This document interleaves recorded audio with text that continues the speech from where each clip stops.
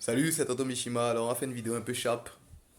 Alors, c'est une vidéo que j'adresse à tous les célibataires, à tous ceux qui hésitent à s'engager, qui sont pas encore engagés.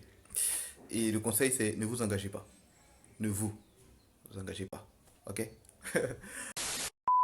Alors, pourquoi? Vous savez, aujourd'hui, il y a beaucoup de personnes qui se mettent en couple et qui divorcent. Il y a beaucoup de ruptures aussi dans les relations. Et on ne sait pas pourquoi ça se passe comme ça. Très souvent, on a de mauvaises raisons.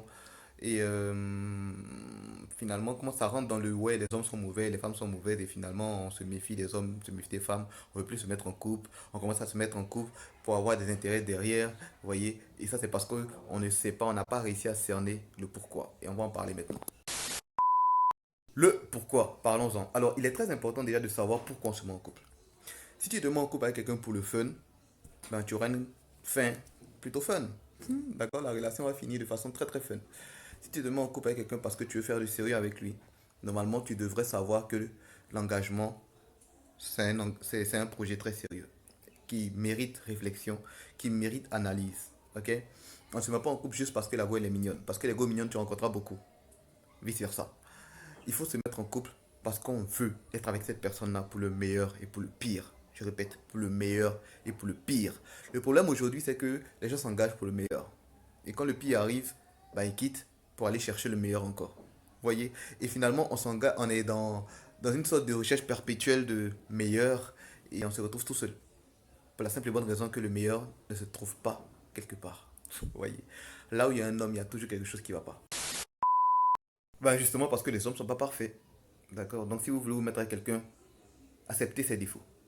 Acceptez bah, que chez lui, il y a des choses qui ne vont pas aller. Vous savez, ce qui surprend très souvent les gens qui se mettent en couple et qui vont jusqu'au mariage, c'est qu'ils s'attendaient à ce que leur partenaire soit leur coéquipier et finalement ils se rendent compte que le partenaire est un adversaire.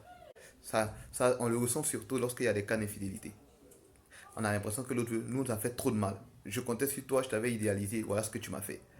Et c'est difficile de s'en sortir parce qu'on n'avait pas imaginé que le pire pouvait arriver. Le pire arrive. Le pire arrive toujours. Pourquoi? Parce que un couple est toujours secoué. D'accord? Et quand vous êtes secoué, qu'est-ce qu'il faut faire? Bah, il faut que vous soyez unis pour pouvoir surmonter ça ensemble.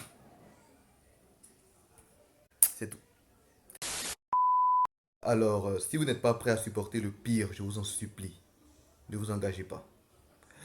Parce que vous n'allez pas toujours trouver le meilleur sur votre chemin.